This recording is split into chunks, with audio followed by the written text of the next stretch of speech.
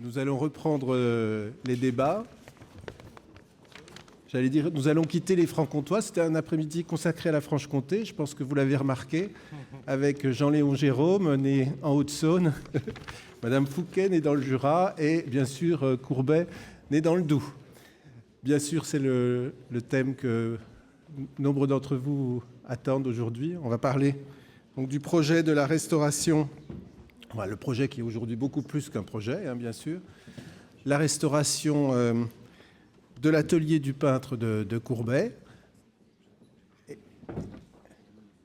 Et voilà. Et donc, c'est Luc Bougnol-Lafont qui va introduire ce sujet.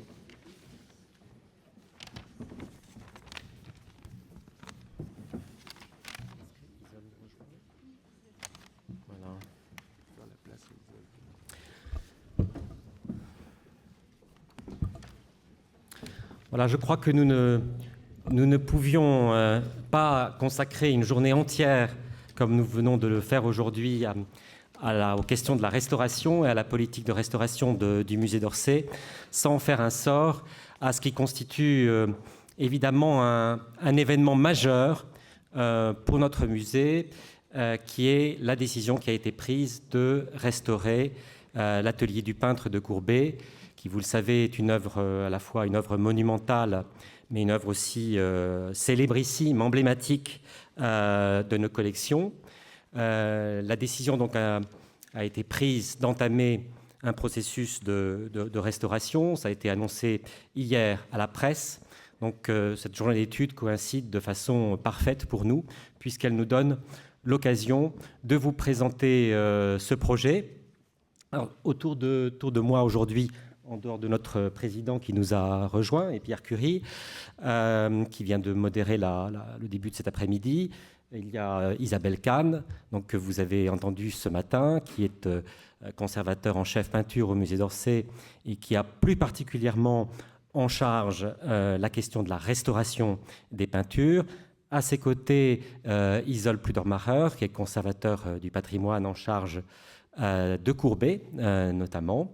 Et puis Guillaume Maréchal, qui est à ma gauche et qui est le responsable du secteur du mécénat. Puisque je voudrais qu'on aborde évidemment la question du tableau, l'histoire mouvementée de ce tableau, qu'on parle de ce qui a été décidé, du protocole qui a été mis en place pour la restauration de l'atelier du peintre. Je voudrais aussi qu'on parle un petit peu d'un aspect qu'on n'a pas du tout évoqué aujourd'hui, mais qui est extrêmement important, c'est les aspects financiers. Comment finance-t-on une campagne de restauration, et notamment comment va-t-on financer la restauration de l'atelier du peintre de Courbet. Puis je terminerai en vous donnant aussi un aspect aussi intéressant lié à ce projet de restauration, qui est un projet de médiation, un projet éducatif lié à ce projet de restauration. Donc si vous voulez bien, pour commencer, je voudrais peut-être demander à Isole Pludermacher de nous dire un petit peu, de nous parler un petit peu de ce tableau et de l'histoire de ce tableau. Merci Luc. Oui, donc mon intervention va se situer à la jonction entre celle de Bruno Motin ce matin, qui a évoqué les examens et les analyses de laboratoire préalables qui ont fourni des documents préalables à la décision de restauration de ce tableau, et l'intervention d'Isabelle Kahn, qui vous présentera plus spécifiquement le projet de restauration et l'histoire matérielle de l'œuvre après la conception par Courbet. Je ne sais pas. Il nous manque la petite manette qui permet d'activer le PowerPoint.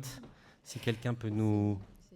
Donc mon propos n'est pas ici de rappeler précisément l'historique bien connu du tableau de Courbet. Simplement, en deux mots, dire que Courbet a peint ce tableau spécifiquement pour l'exposition universelle de 1855, première exposition universelle à se tenir à Paris et à comporter un pavillon des Beaux-Arts. Cette toile monumentale a été refusée par le jury de l'exposition universelle, qui en revanche a accepté 11 autres toiles importantes de Courbet, mais l'atelier et l'enterrement ornant ont été refusés probablement en raison de leur dimension monumentale. Alors, la difficulté avec ce tableau, dans le cadre de notre projet de restauration, c'est que nous n'avons pas de photographies anciennes, et notamment de photographies du tableau du vivant de Courbet, et que le tableau comporte encore de nombreuses zones d'ombre et de mystère qui étaient voulus initialement par l'artiste, qui décrivait son tableau comme étant passablement mystérieux, et qui disait encore « comprenne qui pourra ».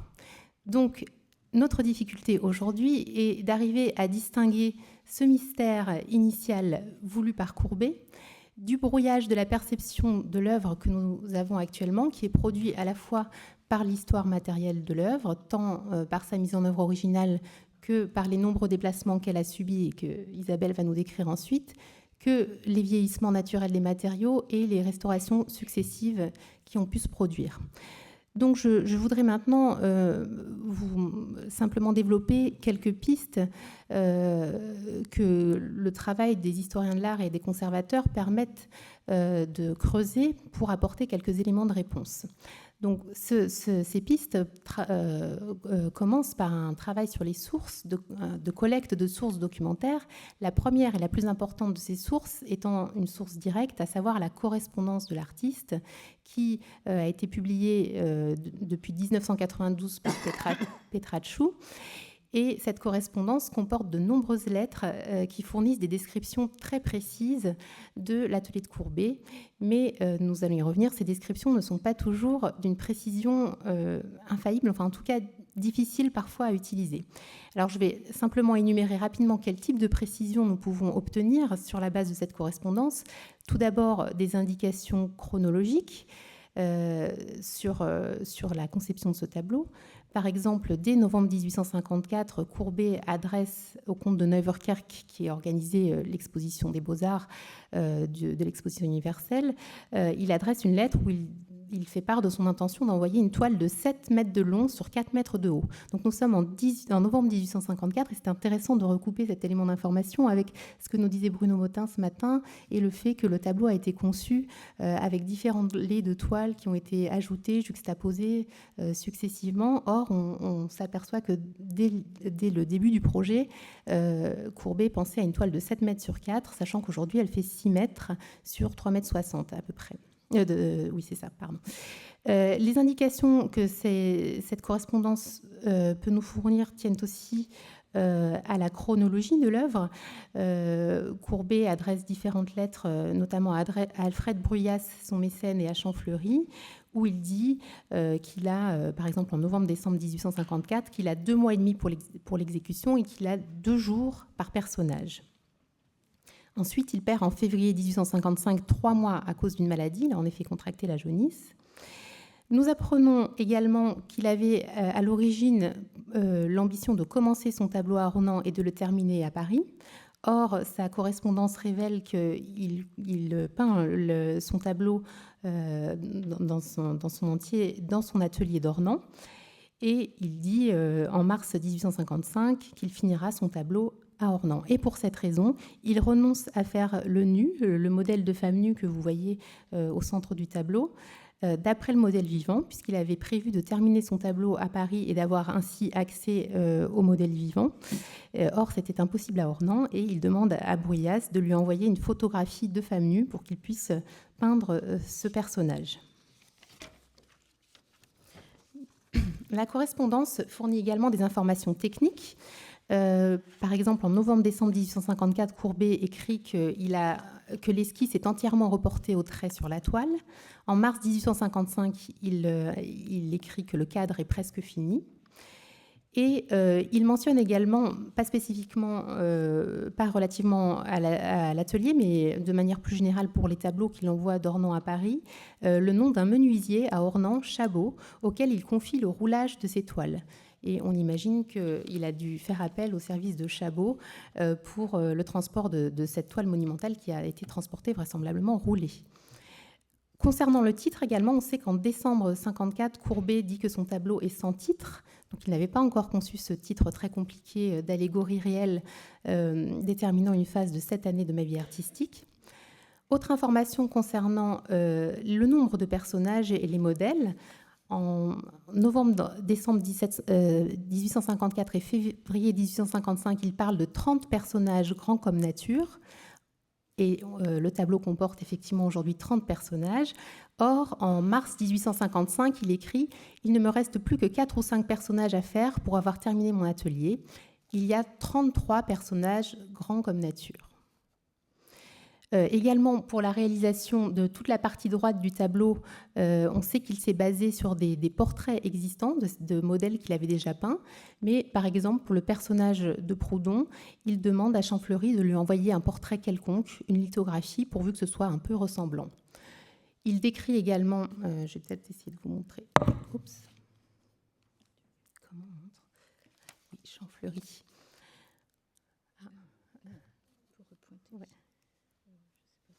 Alors, le personnage de Champfleury qui est assis au premier plan devant le couple, il lui écrit qu'il est en avant du tableau et qu'il sera après lui le principal personnage. Il écrit à peu près la même chose à Bruyas qui se trouve à l'arrière-plan du tableau en lui disant « Vous occupez une place magnifique, vous êtes dans la pose de la rencontre avec un autre sentiment, vous êtes triomphant et commandeur. » Et quant à lui-même, il se décrit comme lui peignant avec le côté assyrien de ma tête. Et c'est intéressant puisqu'effectivement, il a une barbe qui rappelle les reliefs assyriens et qui de façon assez intéressante, reprise des caricatures de Courbet lui-même. Voilà, telle que cette caricature justement de l'atelier, on le voit avec cette belle barbe et son profil assyrien. Courbet livre également des informations sur sa composition. On peut revenir en arrière peut-être. Où il dit très clairement « La scène se passe dans mon atelier à Paris. Le tableau est divisé en 2 parties. Je suis au milieu peignant. » Ensuite, il énumère toute la liste de personnages qui figurent. Et là, je n'ai pas le temps, puisqu'il y en a 30, de vous donner toute cette description. Simplement, j'aimerais m'arrêter un petit peu sur la description du fond du tableau, qui est un élément qui nous pose des problèmes d'interprétation aujourd'hui et qui sera sans doute un des éléments les plus compliqués dans la restauration. Il dit « Dans le fond, contre la muraille, sont pendus les tableaux du retour de la foire, les baigneuses et le tableau que je peins. C'est un tableau d'ânier qui pince le cul à une fille qu'il rencontre et des ânes chargés de sacs dans un paysage avec un moulin. » Vous voyez que ce qu'il décrit en employant le présent, en fait, ne correspond pas à ce que l'on voit aujourd'hui sur le tableau et pas plus à ce que l'on peut voir d'ailleurs sur les radios que nous a présenté ce matin Bruno Motin. Ce qui est intéressant, c'est qu'à exactement la même époque, la première lettre que je vous ai citée était adressée à Champfleury. Il écrit à Bruyas « Dans le fond du tableau se trouveront les baigneuses et le retour de la foire, donc qui n'y figurent pas. Sur mon chevalet, je ferai un paysage dans lequel il y aura un ânier et des ânes qui portent des sacs au moulin. » Or, là, l'emploi du futur, et dans l'exemple précédent, il employait le présent, mais on voit que ça ne correspond pas à une réalité observable. Il poursuit « Au-dessus de la fenêtre, de grandes draperies de serge verte. Il y a encore contre le mur quelques plâtres, un rayon sur lequel il y a une fillette, ce qui veut dire une petite bouteille, une lampe, des pots, puis des toiles retournées, puis un paravent, puis plus rien qu'un grand mur nu. » Enfin, les lettres de Courbet nous renseignent sur son intention, sur son projet que l'on sait très ambitieux, ne serait-ce que par le titre et par le format, mais également par la place qu'il s'accorde dans la composition, la place de l'artiste au sein du monde qui vient se faire peindre chez lui, pour employer ses propres termes. Il dit « Cela fait le tableau le plus surprenant qu'on puisse imaginer. C'est l'histoire morale et physique de mon atelier, ce sont les gens qui me servent et qui participent à mon action. » Il dit aussi qu'il veut ainsi faire connaître ses propensions et ses répulsions. Et il dit « C'est l'histoire de mon atelier. Ce qui s'y passe moralement et physiquement, c'est passablement mystérieux. Devinera qui pourra. » Ou encore « Tout cela fait un fouillis inextricable. » Alors, pour désépaissir ce mystère, nous pouvons aussi nous appuyer sur, puisque nous n'avons pas de photographie ancienne du vivant de Courbet, sur d'autres sources qui peuvent être des témoignages indirects, et notamment le témoignage très intéressant de Delacroix qui voit le tableau à l'exposition universelle de 1855 et qui dit « J'y reste seul pendant près d'1 heure et j'y découvre un chef-d'œuvre dans son tableau refusé. Je ne pouvais m'arracher de cette vue. La seule faute est que le tableau qu'il peint fait amphibologie. Il a l'air d'un vrai ciel au milieu du tableau. » Donc ça, c'est une indication évidemment très intéressante pour la restauration, mais qui est délicate à employer, puisque tout cela relève de l'appréciation subjective de l'artiste. Nous avons également un autre témoignage intéressant, qui est celui de Louisine Havemeyer, qui, dans ses mémoires, raconte qu'elle a vu ce tableau chez Desfossés, où elle dit qu'il sert alors de rideau de scène à un petit théâtre dans un hôtel particulier parisien. Mais elle dit surtout que à ce moment-là, son époux avait pensé acheter le tableau, mais pas dans son entier. Il avait pensé découper la partie centrale uniquement, qui lui paraissait la plus intéressante, et parce que le reste du tableau paraissait ne pas être achevé. Donc voilà encore une indication intéressante, mais difficile à employer dans le cadre de la restauration. Autre information qui peut nous servir, mais là encore de manière complexe à utiliser, ce sont les caricatures que l'on connaît. Cette photographie qui date de 1882 de l'exposition posthume Courbet à l'École des Beaux-Arts, mais vous voyez que malheureusement, toute la partie la plus complexe du tableau, à savoir le fond, apparaît de manière très peu lisible. En plus, on devine sur cette photo d'ensemble qu'il aurait été possible de l'avoir mieux, mais que malheureusement le cliché a mal vieilli. Cette photo aquateinte de Bousseau-Valadon, dont Isabelle reparlera sans doute, de 97, qui par sa technique même, n'est pas complètement fiable comme référence, puisqu'on sait qu'elle a pu être retouchée. De même que cette gravure réalisée d'après une photographie de l'atelier par Goupil et reproduite dans le catalogue de la vente posthume de Victor Desfossés. Juste pour terminer, à l'époque où le tableau est passé à cette vente Desfossés, on connaît des descriptions dans le catalogue de vente de ce tableau où on parle du morceau central tant admiré par Louisine Havemeyer comme ayant gardé son éclat primitif. Au contraire du reste du tableau, puisque le catalogue de vente précise « Si le temps a moins ménagé les parties latérales, s'il a un peu mêlé et brouillé en des pénombres lointaines les figurants secondaires de la scène, il ne faut pas, je crois, s'en plaindre. Là se trouvaient quelques figures un peu gauches qui, même, s'il m'en souvient bien, tiraient un peu trop l'œil dans leur fraîcheur première. Elles se sont discrètement retirées pour laisser la place au protagonisme mieux campé et plus réussi. » Merci. Merci Isolde de cette présentation très, très complète et très passionnante de ce tableau et de l'histoire de ce tableau.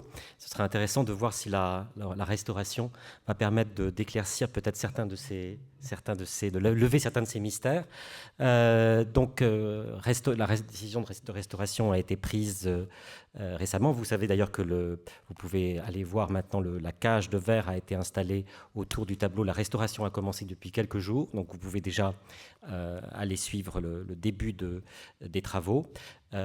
Isabelle, est-ce que tu pourrais peut-être nous expliquer comment la décision a été prise de procéder à cette restauration et qu'est-ce qui va se passer maintenant dans les semaines et les mois qui viennent ? Oui, peut-être aussi revenir également sur l'atelier, sur le lieu même de l'atelier. En fait, des récentes découvertes ont montré que ce 32 rue d'Hautefeuille, donc qui était l'atelier de Courbet à Paris, était une ancienne chapelle, ce qui explique également ce format d'atelier tout à fait inhabituel. Une ancienne chapelle qui avait été rachetée, qui était devenue propriété nationale et qui avait été vendue et qui était en partie occupée par le Café de la Rotonde, qui jouait également un rôle très important pendant la Révolution de 1848, où se retrouvaient Baudelaire, Champfleury et également Charles Toubin. C'est dans ce café, donc, qui était complètement mitoyen de l'atelier, qu'a été éditée une feuille éphémère, Le Salut public, pendant la Révolution de 1948. Donc le tableau de Courbet revenant est en quelque sorte, comme il le dit dans son titre, une allégorie présentant donc les 7 années de sa vie. On revient précisément à cette année de 1948, donc ce lieu est important. En même temps, il s'agit d'une hétérotopie, puisque, bien entendu, ce tableau ne décrit pas un lieu précis, puisque par ailleurs, et je remercie Annie Roudessard d'avoir attiré mon attention sur un témoignage important d'un visiteur de l'atelier de Courbet qui parle de tableaux entassés jusqu'au plafond des œuvres de Courbet, avec sur les murailles, donc superposés depuis la plainte jusqu'au plafond, il y avait donc les tableaux du maître, et sur des chevaliers, il y avait également plusieurs tableaux empilés le long des plates-bandes. Donc ici, comme le disait justement Isolde, le fond est plutôt assez brouillé. L'état du tableau s'est dégradé avec le temps, causé également par ses nombreux déplacements, puisqu'après l'exposition de 1855, le tableau est présenté 10 ans plus tard, donc en 1865 à Bordeaux, puis en 1873 à Vienne, en Autriche. Donc à chaque fois, il faut imaginer que le tableau est retiré de son châssis et roulé, et ces opérations donc sont faites à chaque mouvement du tableau. En 1877, voilà, donc Courbet meurt. Le tableau reste dans son atelier. Il est vendu en 1881 à l'occasion de la vente de l'atelier de Courbet et acheté par Arro, qui était un restaurateur. Donc là également, on peut peut-être soupçonner dès cette époque déjà des interventions de restauration sur cette œuvre bâtie très rapidement, peinte très rapidement et qui probablement a présenté très tôt des altérations et des problèmes d'adhérence. En 1882, il est montré à l'École des Beaux-Arts, dont vous avez vu des photographies. Et au cours des ventes, donc, on a la chance d'avoir des ventes successives en 92, en 97, en 99, des photographies, des photogravures, ainsi que des descriptions très précieuses dans les catalogues de vente. Et en particulier dans le catalogue de la vente des fossés, également... la description du groupe central que Fernand Desnoyers compare à un Gainsborough, donc un tableau avec une partie centrale très colorée. Le tableau, enfin, passe à la galerie Barbazange en 1919, qui la vend au musée du Louvre. Et c'est à partir de cette époque que le tableau entre dans les collections nationales et va déjà être l'objet de soins et de restauration tout au long de ce XXe siècle. Donc cette histoire assez tourmentée parce que le tableau est en mauvais état et a subi donc plusieurs dommages au cours du temps nous a amené à nous poser des questions et surtout à commencer à mener une réflexion à partir d'avril 2013 en partenariat avec le Centre de recherche et de restauration des musées de France, donc nos premières réflexions sur la restauration de l'atelier de Courbet. Il a été décidé de faire réaliser une étude préalable à la restauration qui a donc été faite par Cécile Charpentier, qui était le chef d'un groupement. Et cette étude s'est déroulée en 2 temps, en 2013 et également en février-juin 2014, puisque l'état de ce tableau a nécessité à nouveau des analyses complémentaires réalisées au sein du C2RMF, et également une réflexion de façon à pouvoir rassembler un maximum d'informations scientifiques. Il y a eu un comité scientifique qui a été créé très tôt pour accompagner et pour diriger également cette restauration, donc dès le mois de juin 2013. Et il a piloté donc jusqu'à présent toutes ces étapes. Ce comité est composé de 16 membres, à la fois du président du musée d'Orsay, et de la directrice du musée de C2RMF, de scientifiques, de conservateurs, de restaurateurs, et également de spécialistes de Courbet. Le dernier comité scientifique, qui s'est réuni le 24 juin 2014, a décidé à l'unanimité d'entreprendre la restauration de l'atelier de Courbet, afin de sécuriser le tableau qui présentait donc un certain nombre d'altérations et également d'améliorer son état esthétique, sa lisibilité. Un marché de restauration a été réalisé en 2 phases. Une première phase de candidature à l'issue de laquelle on a choisi 3 candidats qui ont remis leurs offres le 22 septembre. Et ces offres ont été analysées donc, conjointement avec nos collègues du C2RMF au mois d'octobre. Le choix de Cécile Bringuier comme mandataire de la restauration a été validé par Guy Cocheval le 17 octobre et le marché notifié le 28 octobre 2014. Nous sommes donc dans un calendrier très récent. Et cette restauration donc, a commencé le 24 novembre. Donc, l'équipe de Cécile Bringuier comprend 11 restaurateurs, 7 pour la couche picturale, 4 pour le support et un photographe également qui va très régulièrement documenter avec des photographies toutes les étapes de cette restauration. Donc cette restauration, qui est un des chefs-d'œuvre du musée d'Orsay, va se dérouler, et c'est une opération tout à fait exceptionnelle, devant le public pendant une année environ. Un dispositif entièrement vitré a été construit par le département des travaux, de la muséographie et des travaux du musée d'Orsay en bénéficiant d'un mécénat de compétences de Saint-Gobain pour les vitres, ce qui nous a permis d'avoir un espace de restauration très esthétique et en même temps très confortable et qui assure toute la transparence nécessaire pour pouvoir suivre cette restauration. Cette restauration a également bénéficié de mécénat. Donc je vais laisser peut-être Guillaume Maréchal nous expliquer toutes les opérations de mécénat qui nous ont permis aussi d'entreprendre financièrement ce projet. Et je voulais juste conclure sur l'importance de la communication tout au long de cette restauration. Donc communication à l'égard de la presse et aussi à l'égard du public par des dispositifs dont Luc Bougnol-Lafont va également vous parler. Merci Isabelle. Donc Isabelle, tu as fait toi-même la transition. Donc on souhaitait parler évidemment des... On ne se lance pas dans une campagne de restauration sans savoir comment on va la financer. Et le mécénat joue un rôle très important aujourd'hui dans toutes les opérations de restauration. C'est Guillaume Maréchal donc, qui va présenter la façon dont a été envisagée cette campagne de recherche de fonds. Bonjour à tous. En effet, cette restauration, pour en parler de manière très pragmatique, est valorisée à un budget de 600 000 €.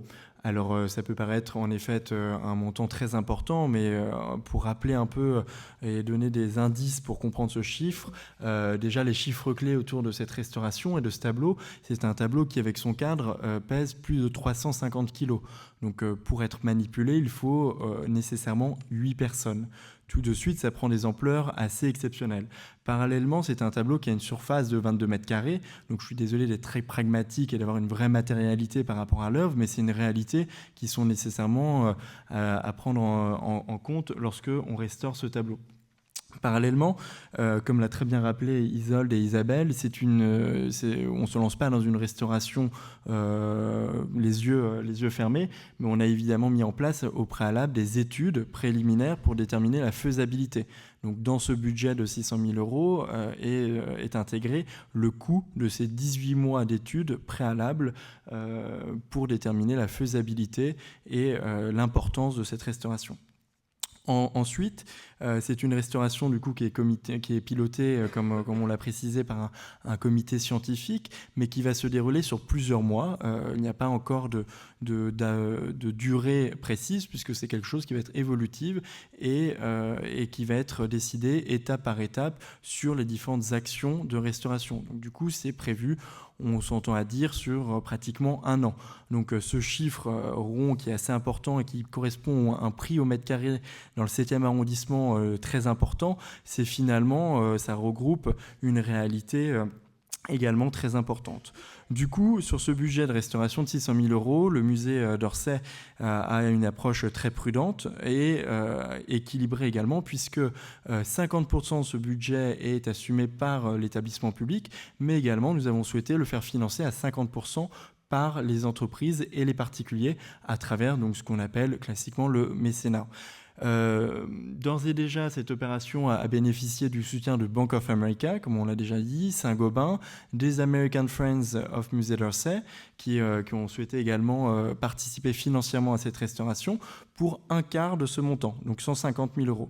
Parallèlement, il nous a semblé indispensable, sur un projet aussi important, XXL, de proposer au public, à notre public, de s'engager et de devenir un acteur privilégié. Et par rapport à ce choix également qui a été fait par notre présidence, par M. Cocheval, c'était également une façon de réécrire l'histoire de ce tableau, puisqu'il est rentré dans les collections nationales, donc au musée du Louvre, en 1920, mais grâce à une souscription nationale. Et cette souscription nationale, donc en 1920, qui était déjà très avant-gardiste, compte parmi ses fidèles et généreux donateurs, par exemple Bonnard, Émile Bernard, mais aussi Gustave Eiffel. Donc on se rend compte de l'importance à la fois scientifique, esthétique, que ce tableau a représenté dès le début du XXe siècle et dès sa création, fin du XIXe, et finalement de manière très modeste. Ce qu'on propose 100 ans plus tard, c'est de réécrire l'histoire et de reproposer à nouveau au public, aux citoyens français mais également étrangers, de se mobiliser pour le patrimoine culturel. Du coup, à travers cette opération également de financement participatif, pour nous, il y a 3 enjeux majeurs au musée d'Orsay. À la fois, évidemment, financer sa restauration, puisque ça représentera, et je vous l'expliquerai un peu plus dans la mécanique, pratiquement un quart du budget de la restauration. Donc, pour rappel, budget de 600 000 €, 50% supporté par le musée d'Orsay, l'établissement public, 150 000 € supportés par les entreprises, et on propose aux visiteurs, aux citoyens, au public de supporter 150 000 € également de ce projet audacieux. Donc ce n'est pas une simple opération de communication, ça représente bien un quart du budget.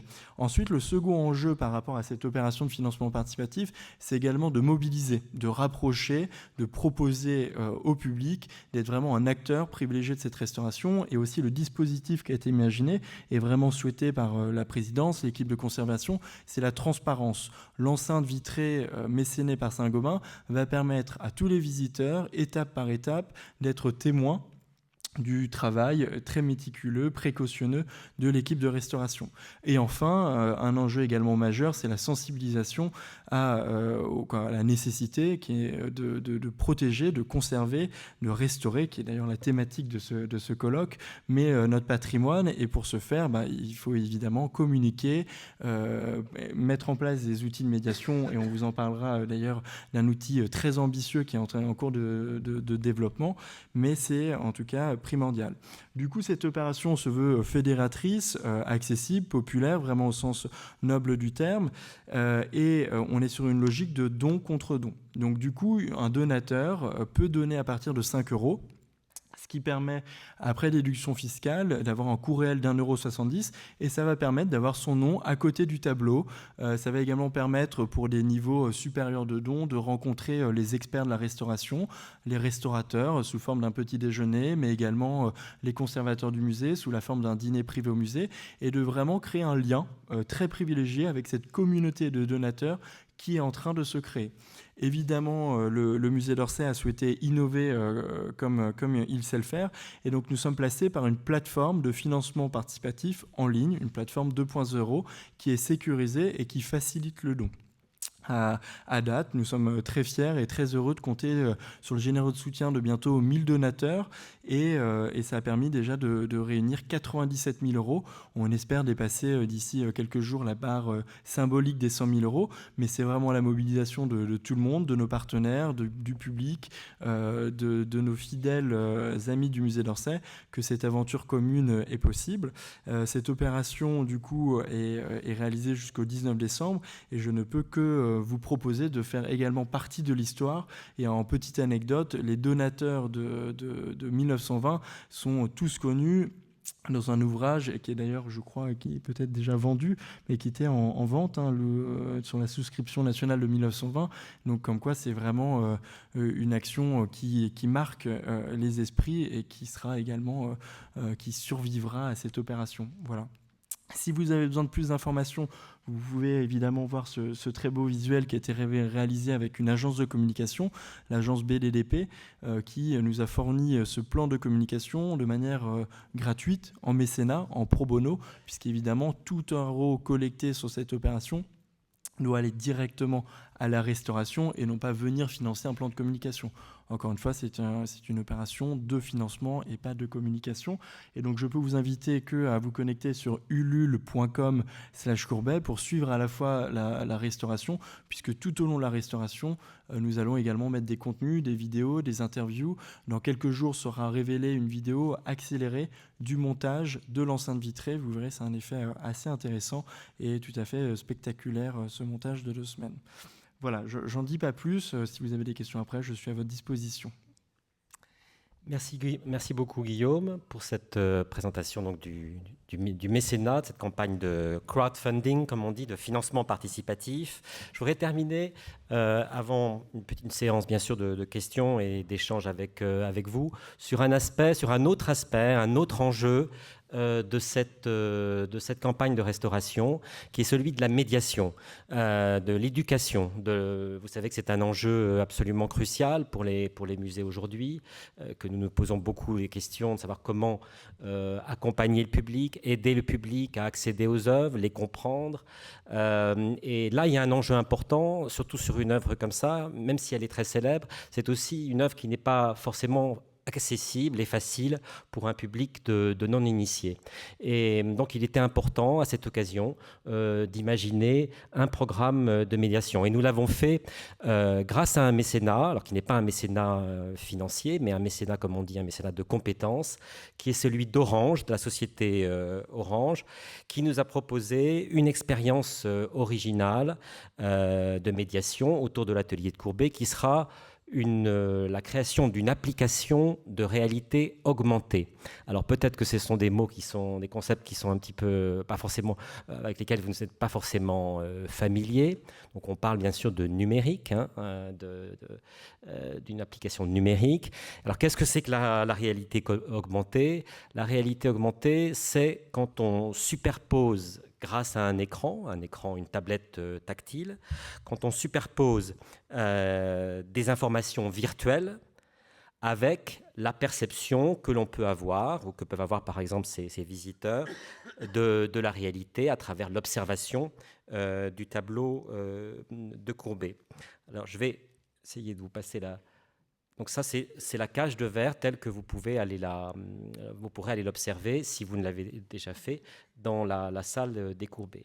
Alors là, le dispositif de réalité augmentée, c'est d'abord un aménagement que vous voyez derrière ces deux visiteurs.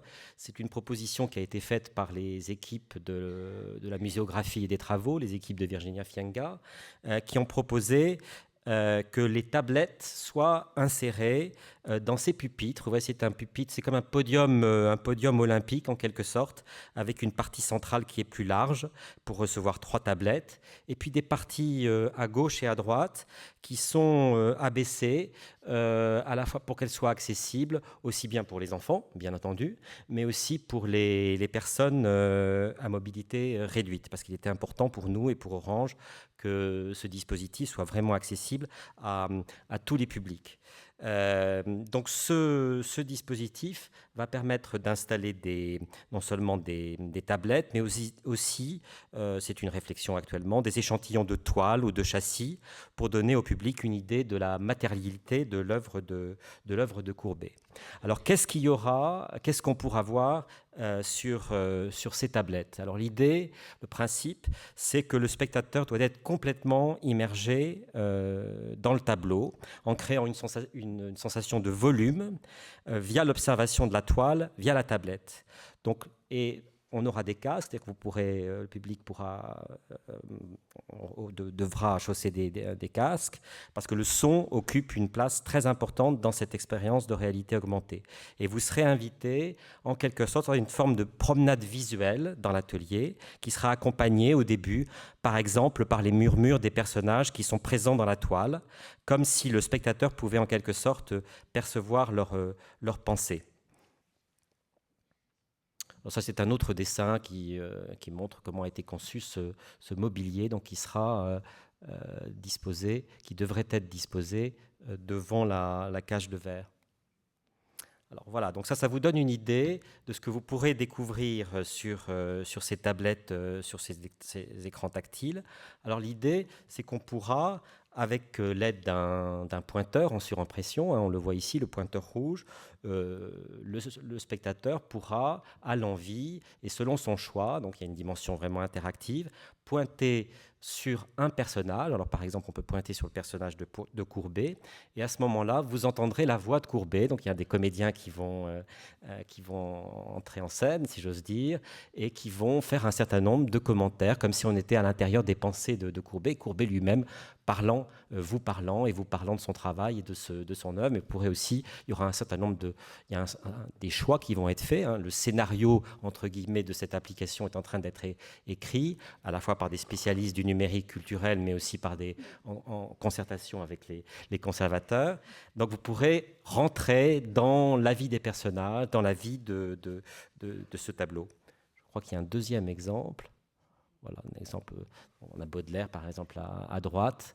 Je crois qu'on a fait disparaître sa maîtresse, Jeanne Duval, mais on pourra peut-être la faire réapparaître dans cette application de réalité augmentée.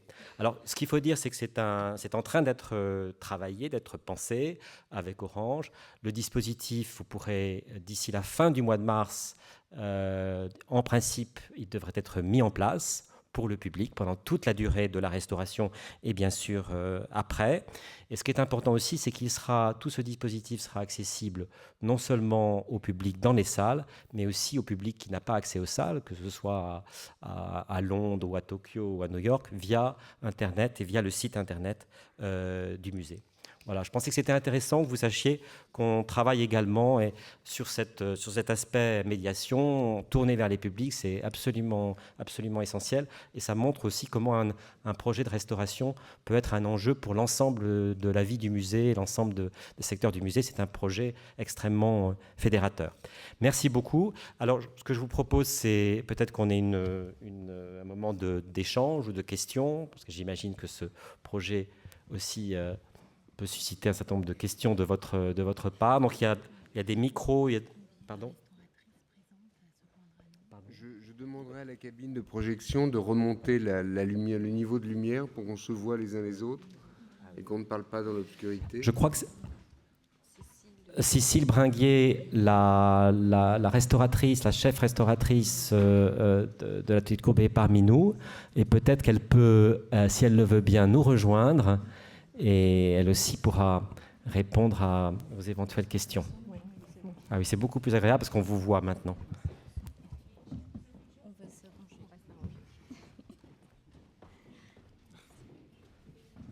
J'avais une question. Est-ce qu'on peut mettre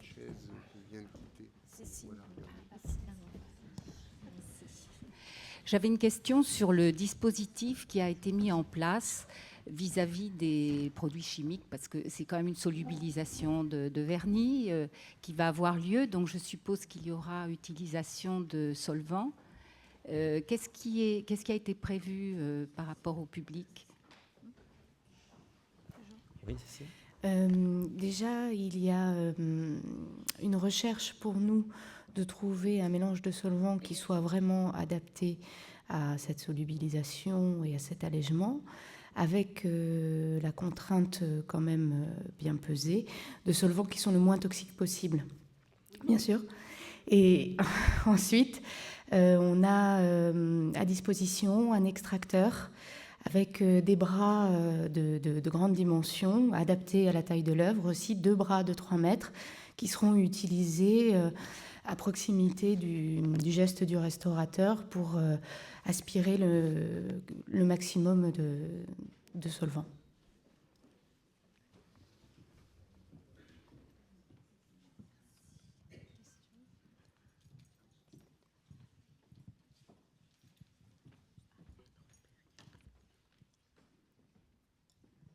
Bonsoir. J'aimerais savoir, pour les personnes qui ne peuvent pas se déplacer, est-ce que cette journée d'études va être mise en ligne sur Internet ou est-ce qu'on pourra voir un petit peu les éléments ? Merci madame. Oui. Vous m'avez précédé parce que justement je voulais en conclusion vous dire que oui, l'ensemble de cette journée, de nos débats a été filmé et sera très prochainement accessible sur le site internet du musée. Anne ? Juste un point de détail pour la recherche, pour pousser le plus loin possible. Les archives Arrow étaient conservées à la galerie Fabius. Et comme il y a eu la grande donation Fabius d'archives, une grande partie des documents doit être ici maintenant. Donc ça devrait pouvoir permettre d'aller plus loin. Un autre détail aussi, c'était Degas avait rêvé d'avoir l'atelier dans sa superbe collection. Il devait être acheteur au moment de la vente des Fossés. Il y a renoncé, à mon avis, vu la taille, mais il adorait vraiment, vraiment ce tableau. Et là cette fois-ci, c'est une question. Pour pointer avec le petit œil rouge que vous nous avez montré, est-ce que c'est directement sur le tableau ou est-ce que c'est sur une image Ce sera sur une reproduction. Ah bon, d'accord, voilà, très absolument. bien, pas de problème, merci.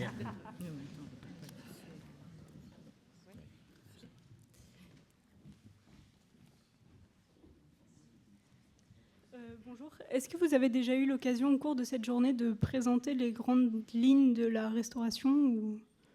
Parce que je suis arrivée qu'à 16h40, et donc... Ou ça ne fait pas partie du projet, peut-être? Non, je ne crois pas que ça a été évoqué avant. Donc, les deux principales orientations de ce travail vont être, bien sûr, de stabiliser l'œuvre qui actuellement présente des altérations évolutives récurrentes et que toutes les restaurations passées n'ont pas réussi malheureusement à stabiliser. Donc il faut arriver à trouver, grâce à tous les documents que nous a fournis le C2RMF et puis à des observations complémentaires et aussi à ce qu'on va pouvoir découvrir lors de la restauration, arriver à définir ces facteurs d'altération pour essayer d'y remédier au mieux et d'arriver à mettre en route les interventions les plus adaptées et qui vont arriver à stabiliser cette œuvre. La deuxième orientation sera la présentation de cette œuvre. Les deux sont étroitement liés parce que ce qui trouble énormément actuellement la lisibilité de cette œuvre, c'est l'accumulation de vernis qui s'est oxydée naturellement avec le temps. Et cette couche épaisse de vernis, on soupçonne aussi très fortement qu'elle a une incidence sur ces soulèvements. Donc c'est pour ça que l'action sur le vernis va avoir une fonction esthétique, mais à la fois aussi conservatoire, parce que ça bloque les traitements de refixage, de consolidation de l'œuvre. D'autres questions ? Moi, j'en ai encore, mais elles sont un peu plus dans le détail de la restauration. Est-ce que, puisque c'est votre dossier qui a été sélectionné pour la restauration, ça veut dire que vous avez déjà présenté comment est-ce qu'on dit ? Vous avez déjà fait un constat d'état et diagnostic au préalable après avoir étudié le dossier du C2RMF ? Et aujourd'hui, vous savez quelles sont les grandes lignes de le travail que vous allez faire, par exemple, sur le support et sur... Ah oui, si vous voulez rentrer dans les détails, oui, moi je vais donner les orientations générales. Ce qu'il y a, c'est que quand on présente un mémoire technique, même si on a l'étude, les documents et toutes les analyses, on ne peut pas dire, voilà, on fera ça, ça, ça et ça, comme ça. C'est aussi soumis à nous, notre propre observation, nos propres tests, et puis à ce qu'on découvre aussi au fur et à mesure de la restauration, de l'avancement, de la partie un peu cachée des mystères de l'œuvre. Donc, alors, les grandes phases, les grandes interventions vont être tout d'abord un décrassage, puis un allègement du vernis.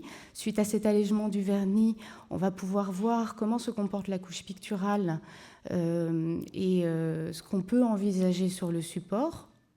Parce que là, on a eu deux options à présenter lors de la remise du dossier, du mémoire technique. Et ces deux orientations, le choix sera fait en accord avec le comité scientifique, en fonction du résultat qui sera obtenu, des nouveaux tests qu'on pourra mener sur le refixage, et on verra ce qui sera décidé. Donc là, cette partie-là, pour l'instant, actuellement, je ne peux pas vous donner plus d'informations.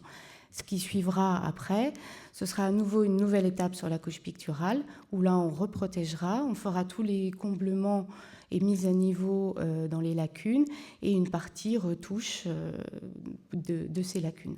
Voilà. Merci beaucoup. Avec plaisir. D'autres questions ?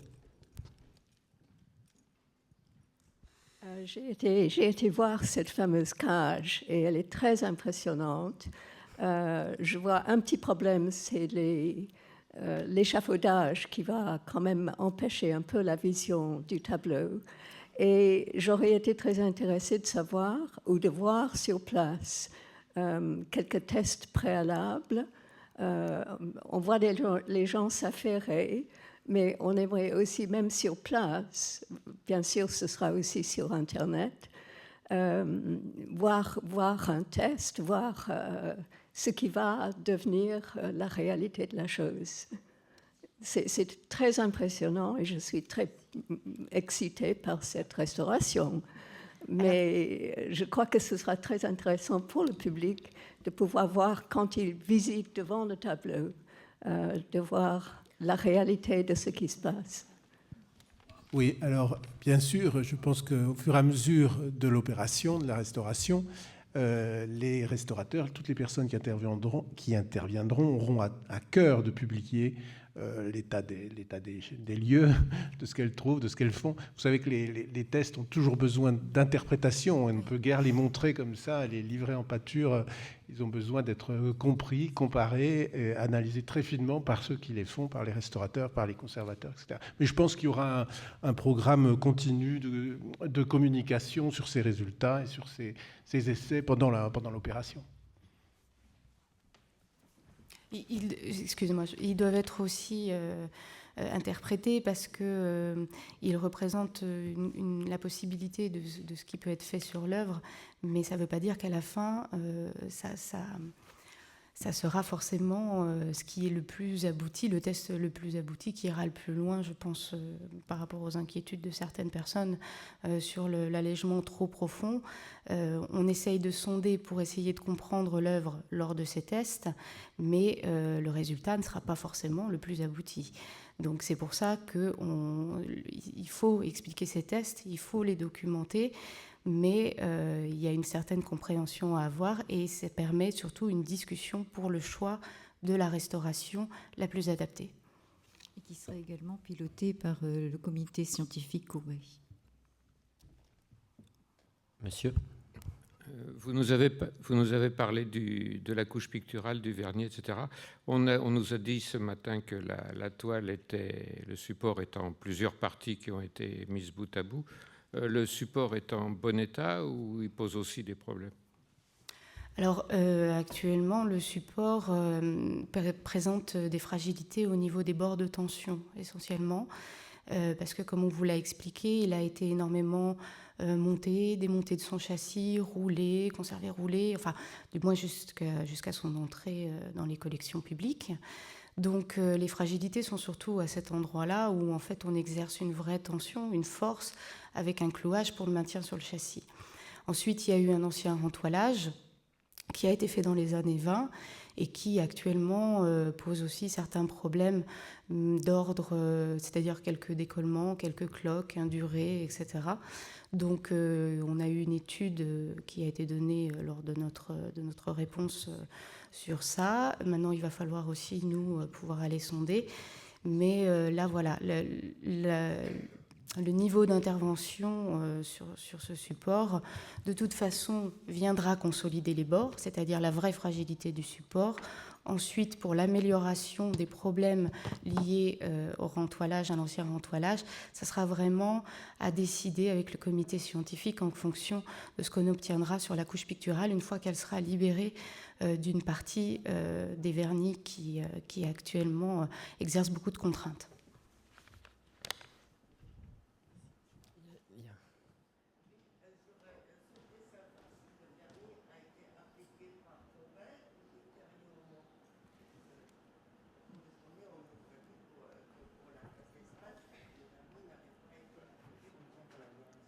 Alors, je pense que très vraisemblablement, il y a eu un vernis, et d'ailleurs, on a même, d'après les analyses, vu qu'il y avait des traces de vernis entre les strates de peinture de l'artiste. Donc je suppose très vraisemblablement qu'il a été verni au moment où il a été présenté. À l'heure actuelle, la présence de ce vernis original paraît un un peu espéré, mais pas vraiment réaliste, dans le fait que l'œuvre a quand même été restaurée plusieurs fois, aussi bien quand il était dans les collections privées que publiques au moment de la Seconde Guerre mondiale, quand il est parti au château de Sourches. Et là, on sait, si vous voulez, par les documentations des restaurations publiques après la guerre, qu'il y a eu un nettoyage, allègement, on ne sait pas trop, du vernis pendant cette période, et après qu'il y a eu plusieurs revernissages jusqu'à maintenant. On compte à peu près 4 ou 5 couches de vernis général, sans compter les vernis localisés qui ont pu être mis lors de petites interventions légères de refixage ou de retouches très ponctuelles. Donc le vernis original, on a de forts doutes qu'il en reste, mais par contre, il y a beaucoup de vernis d'intervention, vous voyez après. Monsieur, pardon. Et ensuite, monsieur. Merci. Bonjour, j'ai juste une question à propos des donations par le public. Quand vous atteindrez la somme, on ne pourra plus donner? Ou alors ça servira à d'autres restaurations? Alors, le principe, c'est qu'on peut toujours donner. Non. Alors, plus sérieusement, en fait, là, on est sur un système vraiment innovant sur ce qu'on appelle, du coup, le financement participatif, le crowdfunding, sur une plateforme qui s'appelle, du coup, ulule.com et qui est valable pour des projets très différents. Il y a certains, si vous avez un projet personnel, il y a des jeux vidéo qui se financent sur cette plateforme, il y a des films au cinéma qui se financent également. Donc, en fait, il y a certaines règles qui est que la collecte est sur une durée limitée. Donc l'opération de collecte se termine le 19 décembre. Voilà. Et donc principalement des dons en ligne via cette plateforme sécurisée, mais s'il y a des personnes réticentes à payer en ligne, il est également possible d'envoyer un chèque, une contribution par voie postale sans aucun problème. Voilà. Laurence, monsieur, vous voulez poser une question au 3e rang? Merci beaucoup. Monsieur, on vous apporte un micro. Je voudrais juste repréciser concernant le montant annoncé par Guillaume de 600 000 euros. C'est bien sûr un montant global qui comprend effectivement l'étude, mais aussi tout l'aménagement de l'espace de restauration. Et ce n'est pas le montant de l'opération elle-même de restauration uniquement. Je pense que c'est une précision importante à apporter. Voilà. Alors, dans le beau film sur la National Gallery, on voit la direction qui se penche sur la relation avec le public.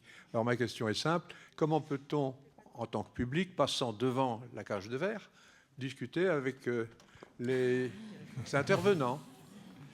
Écoutez, c'est déjà pas mal d'avoir fait une cage de verre. Je trouve cette question assez oiseuse. Excusez-moi, mais je trouve que c'est la question un peu en trop. C'est-à-dire que les restaurateurs acceptent le jeu. Je crois que ce n'est pas toujours facile de travailler en sentant le public tout autour.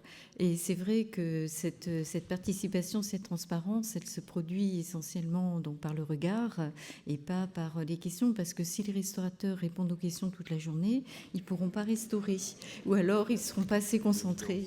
Mais votre question implique évidemment une autre dimension, qui est celle de la communication des informations scientifiques. Et comme le précisait Luc Bognol-Lafont, nous allons tout mettre en œuvre pour évidemment trouver des moyens innovants, très simples, et qui vont rendre ce dialogue avec le public tout à fait possible. Il y aura beaucoup de médiation également. Il y aura beaucoup de médiation, oui, autour. Ce que je voulais dire d'ailleurs, mais ça dépasse la question de l'atelier de Courbet, c'est que nous réfléchissons en ce moment avec Laurent Simbert, qui a en charge les visites conférences au sein du musée. Vous savez que nous avons une très grosse activité. Tous les jours, il y a des conférenciers qui, pour vous, pour le public, font visiter avec des itinéraires à chaque année renouvelés, font visiter les collections. Et cette journée, je crois aussi, nous encourage encore plus à le faire. Le nombre important d'entre vous aujourd'hui montre à quel point ce sont des sujets qui passionnent le public. Beaucoup d'entre vous sont des professionnels, mais vous n'êtes pas tous des professionnels de la restauration. C'est que nous allons mettre en place des visites conférences au sein des collections avec un itinéraire pour vous montrer les œuvres qui ont été restaurées, que ce soit les peintures, les arts décoratifs, les objets d'art, etc. Et peut-être que nous solliciterons pour certaines visites les restaurateurs qui accompagneront le conférencier et qui pourront expliquer au public le travail qu'ils ont fait, qu'elles ont fait sur ces œuvres. Je crois que c'est une chose, je crois qu'il y aura une forte demande pour ce type d'expérience. C'était pour vous répondre de certaine manière sur notre souci de médiation. Et là, le public aura la possibilité de parler aux restaurateurs. Et je me permettrai juste d'ajouter également que pour les mécènes, les particuliers donateurs de la restauration, il est également prévu des rendez-vous et de rencontres avec ces experts, ces professionnels qui, lors de la restauration, évidemment, effectuent leur métier, mais qui se libèrent du temps pour justement, néanmoins, privilégier un dialogue, une rencontre avec les gens qui se sentent vraiment impliqués et qui ont souhaité, du coup, également contribuer financièrement à la restauration. Merci beaucoup. Une dernière question pour madame, et après, nous... au deuxième rang, Laurence, si c'est possible. Excusez-moi.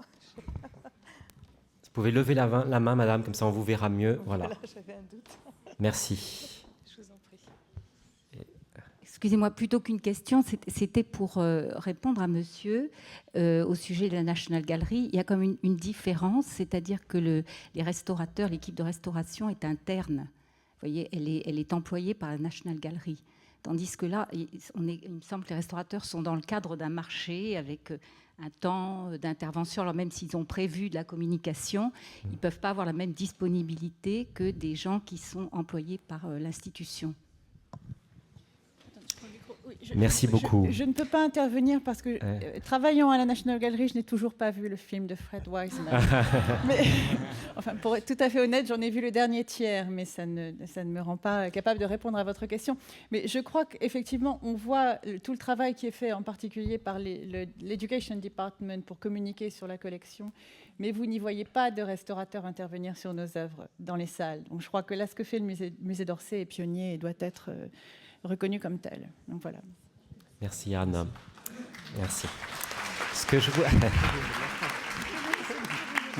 Merci. Ce que je vous propose au terme de cette longue journée, c'est de céder la parole à notre président pour le mot de la fin, mais je le ferai non sans avoir remercié l'équipe de l'auditorium qui a contribué à l'organisation de cette journée, et à Scarlett Reliquet, ma collègue en charge des colloques et des conférences, qui a été la cheville ouvrière de toute l'organisation de ce colloque. Merci Scarlett.